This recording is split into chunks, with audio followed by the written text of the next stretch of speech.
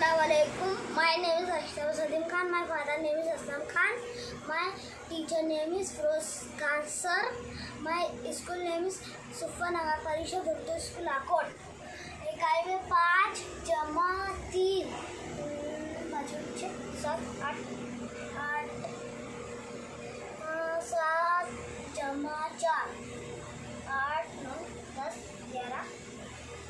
11 के 1 हासिल का 1 2 2 4 4 और 5 इकाई में 8 डाई में 1 1 डाई 10 10 और 8 18 एक में 5 यानी 500 500 18 इकाई में 8 जमा 7 9 10 11 12 13 14 15 15 ये 5 हासिल का 1 नंबर 10 11 12 13 13 के 3 हासिल का 1 4 4 8 8 1 9 इकाई में 5 डाई में 3 3 डाई 30 30 और 5 35 दाखिल में 9 यानी 900 935 इकाई में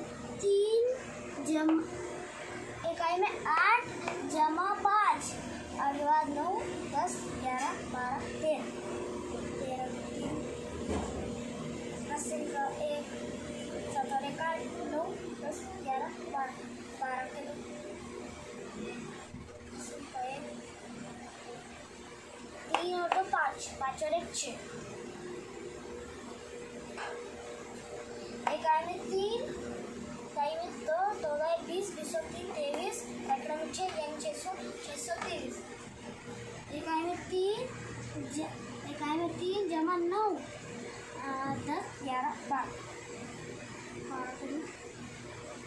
हासिल का 7 8 9 10 11 12